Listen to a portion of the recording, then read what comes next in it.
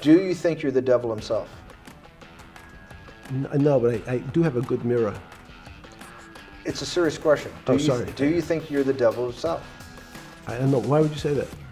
What's going on, everyone? Welcome to the Behavioral Arts. My name is Spidey, and I use my degree in sociology and psychology, my certifications in criminal interrogation and body language analysis, and my experience as an award-winning mentalist to teach people behavioral analysis and practical psychology on stages and television shows all over the world. After months of public outcry, just last week, the DOJ finally released a new batch of Epstein-related documents and footage. One of the most talked about pieces to surface was a filmed conversation from 2019 between Jeffrey Epstein and former White House strategist Steve Bannon. Viewers almost instantly noticed that the interview had a very bizarre vibe and some very interesting behaviors from Jeffrey Epstein that give us a bit of insight as to what kind of a person he was. And in this analysis, we're going to look at all of it. Word choice, body language, facial expressions, and we're going to try to figure out what the intention of this interview was and what it tells us about Jeffrey Epstein as a person. Let's dive right in. So in jail, I was in a place what's called the Special Housing Unit, which is for the roughest, toughest, meanest people. They had put me there, they said, for my own protection. So I was in an 8x10 cell with a little slit in the door where they would serve my food on a tray about 9 inches by 4 inches. And one of the guards said, "Do you understand there's Wall Street's crashing. I'm worried about my pension fund. What should I do?" And I said, "Sorry, Wall Street's crashing? What's happened?" And he said, "There's some crisis and some companies are going bankrupt." I said, "Are you sure?" And he said, "Yeah, it's all over the papers. We're all terrified. We're going to lose our life savings because we have either a 401k or our pension funds. We don't know anything about money. Mr. Epstein, can you tell us, what's going on?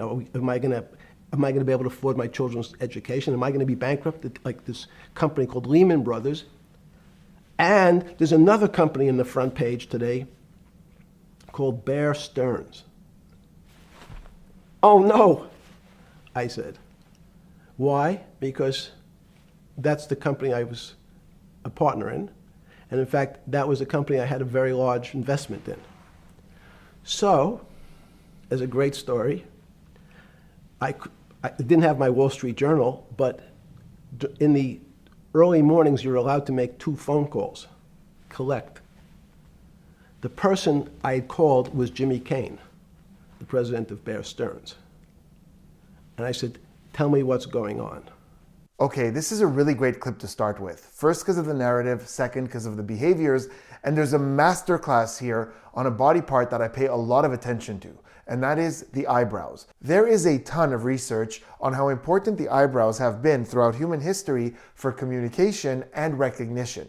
And socially, universally, when you see the eyebrows go up, this is called an eyebrow flash, and it typically falls into one of 3 categories. The first one is emphasis. We very often emphasize important things with the eyebrows. The second is some kind of social approval, acknowledgement, or greeting. Pretty much everywhere in the world, we very typically see the eyebrows go up as we greet someone that we recognize. And the third one is surprise. Once again, universally, when something surprises us, the eyebrows go up. But you can condense all of these into one thing. We give something importance with the eyebrows, whether it's an idea, a person, or an event. But timing is really, really important. The research shows that when we emphasize with the eyebrows, it happens milliseconds before the important idea. It's our nonverbal way of saying what I'm about to say is really important, so pay attention. Now with Jeffrey Epstein, the eyebrows are really, really interesting because he will go a very long stretch of time without the eyebrows budging at all. But when he's telling a story that's very involved, we see those eyebrows come to life in a couple of very interesting and different ways. The first one is that typical emphasis. So for example, here when he said, like this company, Lehman Brothers, as he said Lehman Brothers, those eyebrows went up as he was saying it. So he's emphasizing that this is important for this story. This company called Lehman Brothers. The second one, which is quite a bit higher and more exaggerated, is that eyebrow flash of surprise. So when he was telling his story here about how he found out by the guard that Wall Street was crashing, he goes, "Sorry," and he leans in and the eyes open up, eyebrows go up, and then he's taken aback. And I said, "Sorry, Wall Street's crashing? What's happened?" And this is a very consistent cluster with surprise. First we have curiosity, so when we're curious we approach, and then he's taken aback from that surprise. But again, notice that the eyebrows go up with the sorry, like he's communicating that in that moment he was surprised. Eyebrows go up. However, Jeffrey Epstein uses the eyebrows in a pretty unique way that I don't see very often out there, and we saw it here a few times, and we're going to continue to see it. And it's after he said something, we see this very quick eyebrow flash that's not as big and not as held as that big surprise one. And a good example of it was right in the beginning of this clip. As he said that when he was in jail, he was in a place called the Special Housing Unit. Notice how it's not, I was in a place called the Special Housing Unit, where it's like, this is the important place that I was. He says it, and as he's finishing the thought, we see this quick little eyebrow flash. It was called the Special Housing Unit. And then he continues the sentence and says that this was for the roughest, toughest, meanest people, which we'll get back to in a second. But again, after the idea, it's not the roughest, toughest. He's not emphasizing those ideas. After he's done saying it, we see a quick, and it's almost in 2 beats. It's almost like a flicker of the eyebrows. It goes up and down and then up again like that. Like I can't even fake it. The roughest, toughest, meanest people. Every single time I've ever seen this eyebrow flash after an idea, it was in a storytelling context. And I believe that with him, it's a storytelling tool that's letting us know, the listener or the interviewer, how we should feel about this. So he says an idea, and it's this quick eyebrow flash to let us know, like, think about that. Like, take a second and really think about what I said there. That was important. Don't forget it. It has notes of emphasis, surprise, and social connection. In this case, for example, he's non-verbally communicating that he was in a place called the Special Housing Unit. That's a big deal. It's for the roughest, toughest, meanest people. Think about that. That's not nothing. So it's these exclamation points. It's funny, I often say in the videos that the eyebrows are like the exclamation points of the face. And in this case, he's quite literally placing them at the end of the sentence to say what I just said was a big deal. There's another really good example of this when he talks about how on the cover of the newspaper, there was this other company called Bear Stearns. And then the eyebrows go up as his hand comes up like this and chokes his own neck like this. Now, I've seen a lot of comments on this moment online, this hand to neck gesture, and a lot of people are treating it like it's a moment of body language for analysis and breaking up what it could mean. You know, is it defensiveness? Is it vulnerability? And that's typically what neck guarding would fall under. So if you're talking to someone randomly and you suddenly see the hand go up like this and it starts guarding the neck, yes, it's reasonable to assume that something about the topic is making them feel defensive or vulnerable or protective. Because when we get defensive, we protect vital areas of the body, the neck being one of them. But here's the thing. This is 100% intentional and communicative. In this case, he knows he's doing this. He's using this gesture to communicate an idea. In nonverbal communication, we call this category of gestures emblems. And what that means is gestures that replace words. So for example, in Western cultures, if I do this, instead of saying good job, that's an emblem. And in this case, with the way he's pausing, eyebrows up, hands come up to the throat, this is an emblem for saying when he heard about that company that he has history with, he realized, oh my God, I'm in big trouble here. Another thing with the body language is right in the beginning of this clip, you'll notice his hands are in a position we call the steeple, which is something we very often see in the corporate world where he's from. And it looks like this, when the fingers come together like this. Sometimes it's a lowered steeple by the waist, sometimes it's up here. And this is interesting because he wasn't doing this throughout the entire interview. Throughout the interview, especially towards the beginning, we see a lot of illustrators. His hands are up here and he's illustrating the things that he's saying, but at some point, he goes into the steeple position. This is very often a display of confidence, whether we are actually feeling confident or trying to show confidence. And I think we start seeing it here a lot when he's talking about jail, because he knows that it's not the best look, so he's trying to summon some confidence there to match the confidence that he had when he was talking about finance and investments up until this point. But let's talk about the vibe of this first response, because we're seeing something that we're going to talk about a lot in this analysis, and it's the fact that he tells this whole story like it's the plot to some movie. There isn't a weight to it. There isn't a heaviness to it. Like it's almost being ignored that he was in jail for being a predator. And it's almost like he thinks he's Andy Dufresne in Shawshank Redemption, right? He's like, the guard came and told me that the market crashed. You know, help me out. Am I going to go bankrupt? What do I do? And then he's going to go on to talk about how like people were going to ask him for stock advice. And then we get this big name drop moment at the end where he only gets 2 phone calls and he called the president of Bear Stearns. And that's a collect call, by the way. And he's so important that the president of Bear Stearns stopped what he was doing to pick up this phone call from jail to talk to him. And in and of itself, that whole segment of the story is very deceptive in that it's hiding something very important, which we're going to talk about after this next clip. Did it strike you at the time how all the threads of your life had come together and put you in a position, or you had put yourself in that position? No. You're telling me here, truthfully, that it never hit you at all of how you had ended up in a place where you had to make a collect phone call from a jail cell that was 6x9 with a steel bed and your food being passed in through a slot. The question you want to ask is, who was the other call to? Okay. Who was the other call to? The other call was to my friend at J.P. Morgan, who was then, I didn't know it at the time, trying to buy Bear Stearns. So at one point, I had two phones. It was difficult because they're afraid people are going to hang themselves with the phone cord. So they don't actually come together and they're pretty short. So I was actually going between two phones talking to Bear Stearns and J.P. Morgan at the same time. So I found it amusing. Okay, so much going on here, all woven together, but let's start with the big important eyebrow flash. So Bannon here is asking him, like, did it strike you? Did it hit you that you're in this horrible place? And by the way, this is a question he's going to ask again and again throughout this interview, like a broken record. But in this case, the first time he gives a very direct no, it didn't hit me. And by the way, that's how he often answers this question. Very direct denial, no qualifiers, no stress, which is interesting.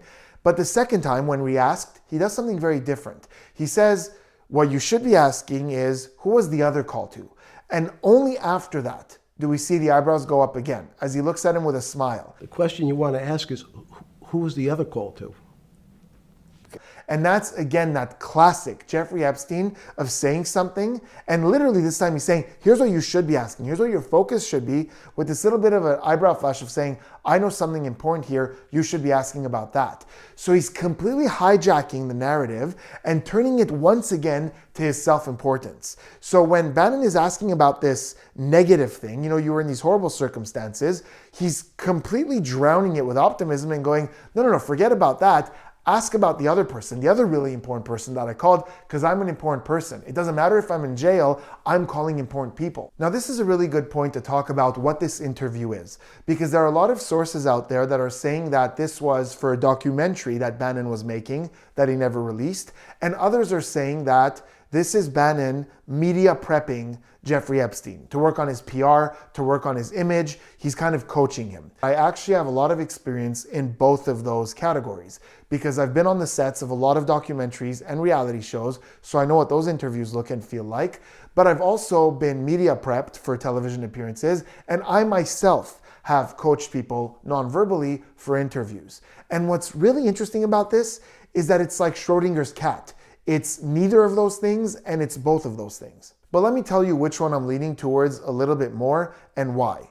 If we look at this through the lens of it's a documentary, it doesn't make a whole lot of sense because how are you going to have one of the most talked about names in the world in front of you and spend 2 hours talking about a market crash from 2 decades ago? It doesn't make sense. If you're filming a documentary with Jeffrey Epstein in front of you, you're going to ask the questions that we all want to ask. That's what you want to talk about. That's what everybody wants to talk about. Another reason it doesn't feel too documentary-y is because there are moments where they pause between questions and the whole vibe relaxes. They're friendly, they're joking with each other, and then we get back to the questions, and there's a lot of these moments where Bannon is kind of like poking the bear, and he brings up the same question again and again and again, the one that we just looked at. So it does have a bit of this element of like asking the tough questions to see how he handles it. Now, is this to get the truth out of him for a documentary, or is this some kind of coaching tool?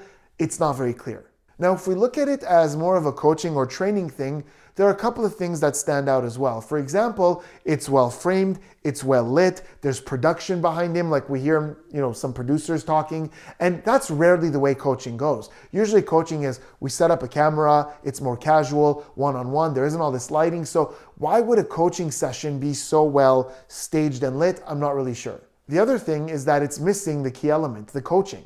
In most cases, not always, but most cases, these coaching sessions have this stop and go feeling where it's like, oh no, wait, the way you answered that, try to do it this way, or oh no, you shouldn't say that way, let's try it this way, or do you think we can do this?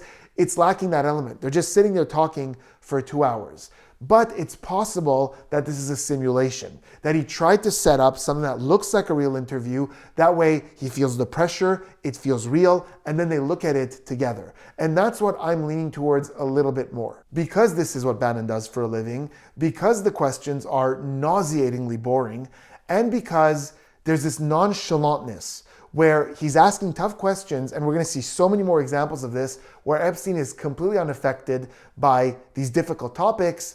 I feel like there's an element here of some kind of simulation or coaching. Oh, and another huge reason that I think that there's some kind of cooperation here is because so far, and for the rest of the interview, they're ignoring something huge. And if you don't know this, it's going to blow your mind.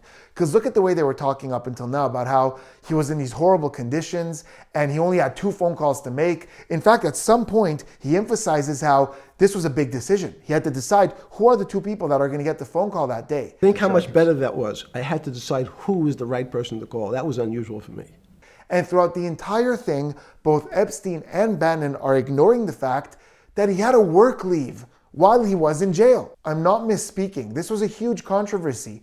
During the time in jail, he had the ability and the right to leave for 12 hours a day, 6 days a week, where he could go to his workplace, conduct his work, and at the end of that day, come back and sleep in the jail. And there's not even a whisper of that in this whole interview. Anyone filming a documentary, trying to get down to the nitty-gritty, would bring that up. When Jeffrey Epstein is talking about these conditions that he was living in, the fact that he had to decide who to call, and think about that. This is a big deal. I had to only call 2 people a day. They're completely ignoring the fact that no, he didn't.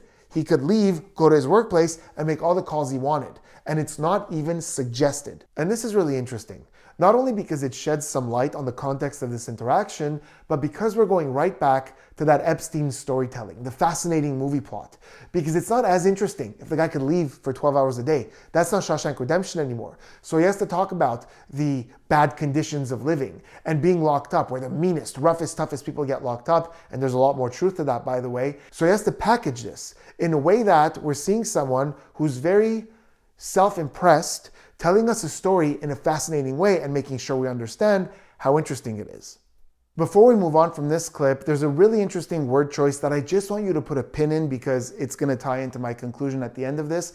And it's when he's talking about the phone cords and he says that they were very short because they were afraid people are going to hang themselves. Those are his words. They are afraid that people are going to hang themselves. They're afraid people are going to hang themselves with the phone cord. And this is really interesting.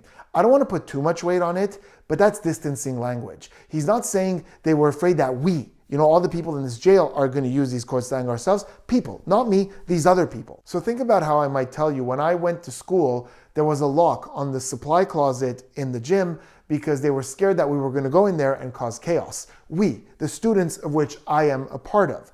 And this is the way most people will tell it. Not everyone, different people speak in different ways, but most commonly when you feel part of a demographic, you use we. But in this case, it's they. He's not part of this demographic, obviously not. He could leave for 12 hours a day. But besides that, just put a little pin in that. The fact that he's not part of this demographic that they're scared are going to hang themselves with the telephone cords.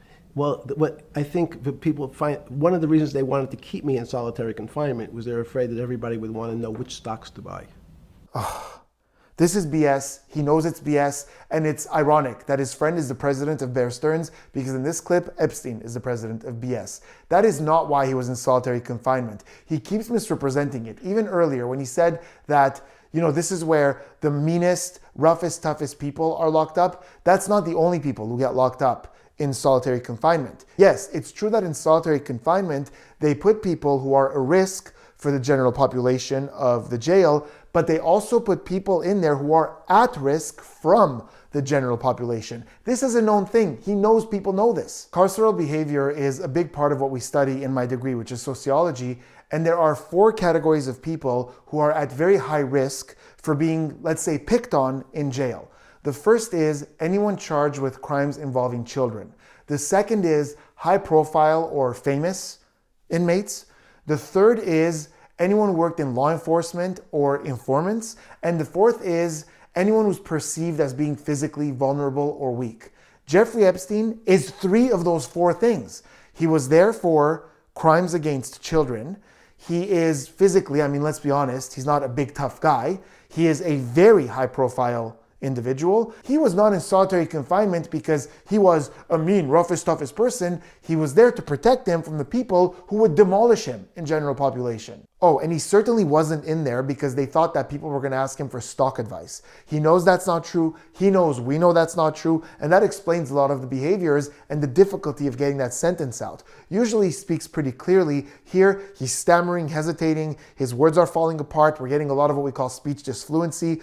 Well, what I think that people find, one of the reasons they wanted to keep me in solitary confinement. We're seeing these little flutters with the eyes. That blink rate is increasing a lot, which is consistent with increased cognitive load or stress. Very often happens when we're saying something that's not entirely true. So he knows.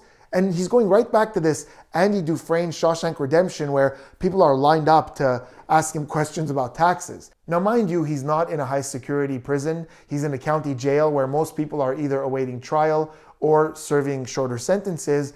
But nonetheless, these people aren't lining up to ask him about stock advice. That's not why he's in there, to protect him from these advice-seeking inmates. Now we're going to look at a statement that for me just opened a Pandora's box of thoughts about this.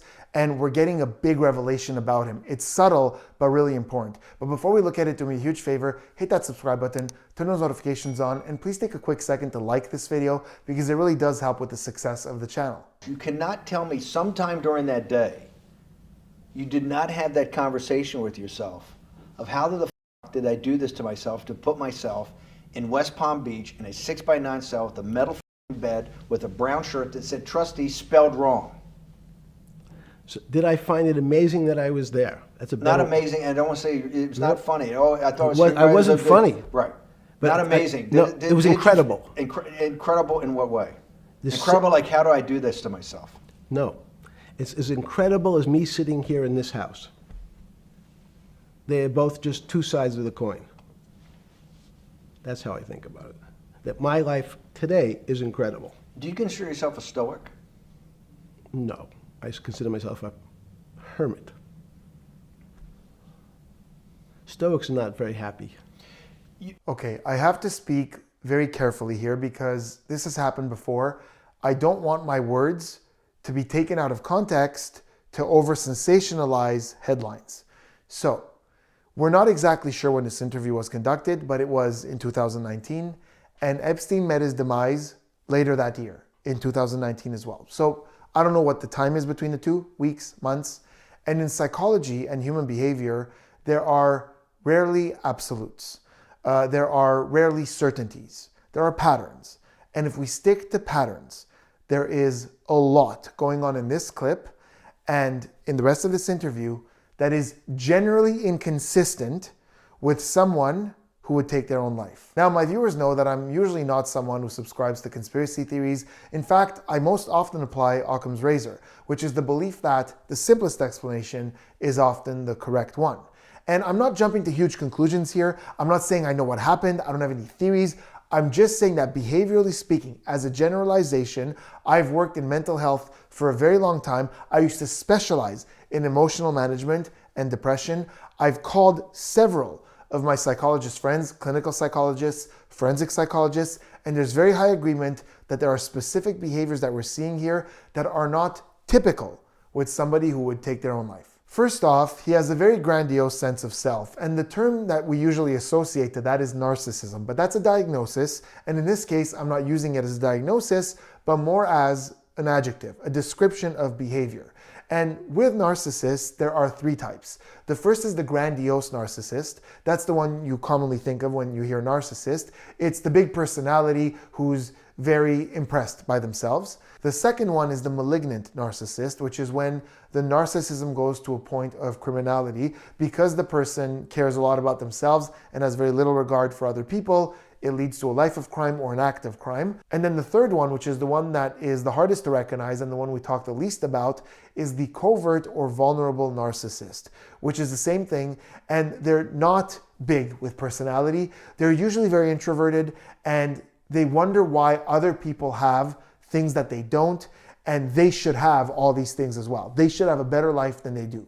So with covert narcissism, we often see depression It often goes hand in hand. But it's very rare that you see it with these grandiose people who are very self-admiring and think that their life is so interesting. And in this case, we have someone we just saw who refuses to put a negative spin on his experience and keeps spinning it into this positive thing. Like, it's as interesting that he was in jail, that he is sitting in this mansion right now doing this interview because his life is interesting. He's this movie character that we should all be fascinated by. Then he actually says the sentence, "My life is incredible," with a lot of self-conviction, with this little smile throughout this entire segment. That my life today is incredible. Now, mind you, if this was 10 years ago, you can make the argument that, okay, some stuff happened since then that changes perspective on life. But again, this is very, very close to when he went to jail and that's it. That was the end of him. So my life is incredible doesn't exactly line up with that.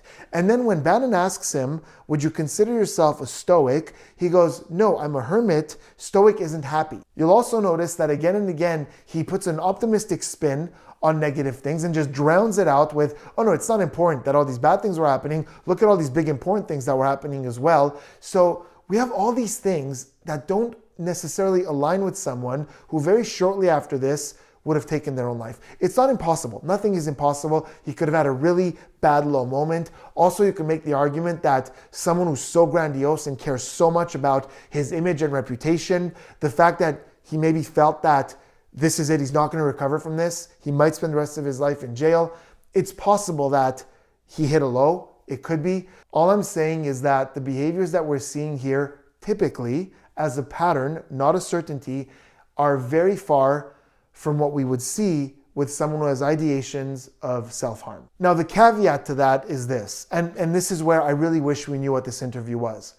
If this is media training, if this is Bannon training him or coaching him on how to manage public perception, then it's possible that all these things did bother him, that he's not actually this happy, he's not this positive, but he's working really hard with Bannon to convey that. Because we're not seeing big stress here. We're not seeing him getting really nervous and defensive and saying, oh no, it didn't bother me, and we see signs that it does. There's little signs of stress here and there, but he's throughout this interview in a very straightforward way saying, no, I wasn't bothered by that. Look at all these interesting things that I was doing. And it's not just in the way that he's making sure to say certain things, it's in his general demeanor. It's in the way that he spins the stories. It does seem legitimately like he has a very big sense of self. It seems legit. There's no question to you that there is some animating life force within us that leaves when you're dead. Yes, in fact, I refer to the soul. This obviously a certain the questions in the past, even Because during people would normally think you were soulless. So Thank you. But have you talk about you actually believe in it and have done some thinking about it is pretty shocking in its own right, isn't it? Well, again, mathematics, Leibniz thought. So Newton was at Cambridge, and he was the head of the math department, right? He's a professor, essentially. Yes. But Leibniz, was Leibniz a German professor? Yes, but what Leibniz said is the soul is so strange because God took chemicals, which is simply the material, like tables, and he somehow made this material able to have a thought. This is a really good clip because it gives us more insight about the type of person that Epstein is in more than one place. So in my seminars on human behavior, I talk about the source of confidence and how if you identify the source of someone's confidence, it really allows you to communicate with them more effectively. And there are a lot of different things that could provide confidence to someone. For example, someone who's very health conscious and goes to the gym and eats well, the source of their confidence could be their physicality. For a guy like Epstein, we could tell in the way that he talks, and we saw it right here, the source of his confidence is his intellect and his knowledge. So very often in this interview, he's asked a simple question and he gives a very long-winded answer with quotes and references, and he goes into other fields. He's being asked about finance. He keeps comparing it to the human body or to a car. Here at some point, Bannon says that people would normally think that he's soulless. And you notice that he brushes it off. He goes, thank you, with this little grin. Very kind of muted reaction. And you'll notice in the beginning of this clip, he was very animated. The glasses came off. He's illustrating. At that point, he puts the glasses back and he goes into the steeple again. Not for very long, but I think what's happening here is he's in this high confidence place. He takes a little bit of a hit. He doesn't want to show it. He doesn't want to give the satisfaction of showing that it affected him. He just says the thank you, steeple, summons that confidence, and then he goes to Leibniz and he goes to this quote and he goes to mathematically. So he goes to this information, right? Because that is his source of confidence, and it's balancing out this little hit that his ego took. He's brushing it off and he's moving on with information. Very good evidence that his confidence comes from his intellect. What percentage of people do you estimate, I understand you don't like probabilities, do you estimate would say, I don't care, I want the money for my children? I would say everyone said, I want the money for my children. Did they know where the money came from? I think if you See, told them, the if I told them 100%. the devil Himself. The devil himself said, I'm going to exchange some dollars for your child's life. Do you think you're the devil himself? No, but I do have a good mirror. It's a serious question. Do you think you're the devil himself? I don't know. Why would you say that? Because you have all the attributes. You're incredibly smart. You remember the devil is Was somebody the devil knows smart? The devil's brilliant. You read Milton's Paradise Lost. No, the devil scares me. Satan is. Okay, a lot going on here. Let's start with the nonverbal communication. So there are 3 points where he addresses the idea of being the devil. The first one is when Bannon asks, do you think you're the devil himself? And he says, no, but I do have a good mirror. But before he answers that, in his eyes, we kind of see a mix of a slow blink or eye block, and that's whenever we close the eyes for a little bit longer than a blink, and an eye flutter, which is these quick successions of blinks. And it's kind of like a mix of the two. Now, the research on eye blocking shows that we do it when we're either trying to hold on to a thought or exclude a thought. We don't want to think about something. And fluttering, the research shows, happens in processing or accessing memory. So in this moment, it's very likely that when he's asked this question, he doesn't want to face this accusation of being the devil because it doesn't line up with his sense of self. And this flutter is processing or trying to think of how to deal with this question. And he comes up with this answer, no, but I do have a good mirror. And he's very impressed with himself because he smiles. Like he's very happy about this response. Now what he's doing here is what he does a lot, which is giving this little bit of what he thinks is a witty little comeback that has a bit of an element of mystery to it. Like, well, what do you mean by that? Like it pulls you in with curiosity. Like, wait, what do you mean you have a good mirror? But also I think what he's implying is, he is self-inspective. He does look at himself and he knows the type of person he is, and he doesn't think that that's the devil. The other reason I think he thinks he's being funny and witty is because Bannon goes, it's a serious question. He goes, oh, sorry. And that little smile goes away, like, okay, I'll be serious now. And now he's asked again and he goes, I don't know, why do you say that? And in the eyebrows, we see curiosity. The eyebrows are furrowed like this, which is very consistent with negative feelings like anger. We see the eyebrows go down, but also with curiosity or confusion. And the hand comes up like this to scratch the head, which again is something we see either with stress or with deep thought, right? Notice how very often when we're thinking about something, the hand comes up to the face like this. But what's really mind-blowing to me is the actual answer. He's going, why do you say that? Does he really need to be explained why somebody would say that or compare him to the devil? He knows what he's been charged with. He knows he's been to jail. He knows what happened on that island. He knows what all the stories are. He knows that it's coming out. So what do you mean? What is this curiosity as to why somebody would say something like that? If he in fact did have a good mirror, this would be a moment for him to go, look, I'm not proud of some of the things I've done. Obviously I've done some terrible things. But no, it's like throughout this entire interview, he's almost drowning out all the negative, not acknowledging the bad things that he's done, barely talking about the reasons that he was in jail in the first place. And here we have this opportunity where he's like confused by why anybody would compare him to the devil. So this is, again, either someone who has such a grandiose sense of self that he refuses to see any negative within himself, or it makes sense that this is some kind of media coaching where he's training himself to kind of brush off the negative and focus on the positive. And then there's this little cheeky thing going on where, Bannon goes, well, the reason I'm comparing you to the devil is because the devil's smart, not because you've done horrible things and have been accused of horrible things. No, because you're smart. So he goes, the devil's smart. So he's being playful. He's redirecting. He's trying to get off the topic, trying to make light of the whole situation. And then he goes to, no, the devil scares me. And we see this little smirk on the left side of the mouth. Now, typically, when we see this kind of scrunching on one side, we go to contempt, because contempt is universal and everywhere in the world it's recognized as a scrunching or tension on one side of the face. But if you look at this moment, it doesn't necessarily feel contemptuous. It can be that there's a moment here, maybe a little leak of self-contempt or contempt towards the devil, or the idea of being compared to the devil. But it's more in line with this thing that he's doing throughout this whole segment, where he answers with this little witty, cheeky thing and then this little smile. And the reason I'm leaning a little bit more towards a self-satisfied smirk than contempt is because with contempt, usually the rest of the face doesn't have signs of happiness. It has signs of disgust or judgment, or we call looking askance, like a bit of a side eye. So you get that scrunching, but it looks more like this or this kind of thing. The rest of the face isn't happy. With him, the rest of the face looks relaxed or pleasant, and although we see it more on the left side, the whole mouth kind of has this little bit of a smile that we've seen throughout this entire response, where he's being playful. So I think it's a little bit more of this self-satisfied smirk. So there it was, certainly a lot going on. There's a lot more happening in the interview, but there's also a whole lot of nothing happening in the interview. I'll leave a link in the description if you guys want to go watch the whole thing. But a very important point that I want to make about this is the following.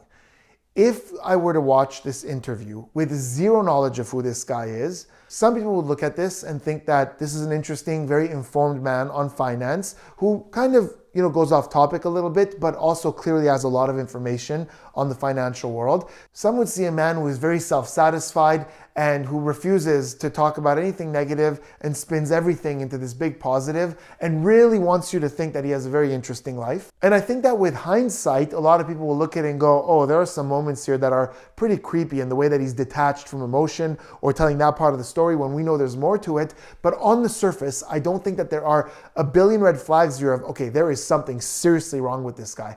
I think he has a lot of experience talking to people in that kind of schmoozy way, where he has this kind of little humor that he throws in. And I think this experience is showing, but also kind of indicating that maybe there is an element of here where he's being trained or coached on how to handle difficult questions and derail them to go towards the things that he does want to talk about. Another thing that I really quickly want to talk about that I didn't spend time on in the video at all is the fact that with the DOJ releasing all this information and then slowly getting rid of some of it or taking some of it back, it just goes to show why the public is very suspicious of government. It's exactly for this reason. Because for such a long time, we were all saying, look at the way they're behaving, look at their answers, it's very ambiguous, there's information out there, release the files, and they were saying, there's nothing to release, we don't have anything, we've released everything that we had, and we did. I did analysis videos where I said, something doesn't add up here. And we were all kind of suspecting that there's something being hidden. Then all of a sudden, all these things come out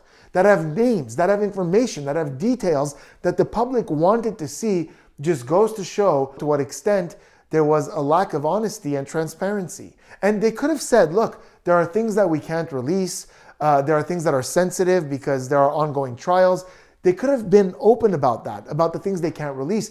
But to say that there's nothing to release, why are you guys still talking about this? All these different things that they said, there was a lot of stories that were conflicting. And it turns out there's all this information that people did want to see. But that's besides the point. Let me know in the comments what you think of this interview, and more importantly, by detaching yourself from what we know now. Because hindsight is 20/20, and I know that a lot of the times people say, oh, look at the way he scratched his nose at that timestamp. Obviously, this man has done some horrible things because only people who have done horrible things scratch their nose like that. That's not what I'm looking for. Completely detach yourself from what we know and tell me what you would think of him just based on this interview. Is this someone that you think is really interesting, who has a lot of knowledge to share? Is it someone who has a really big inflated ego and that's all you can see? Is this somebody that you would think is at high risk for self-harm? What do you see in this person? What are some of the things that gave him away for you? Let me know in the comments, and I will see you on the next one.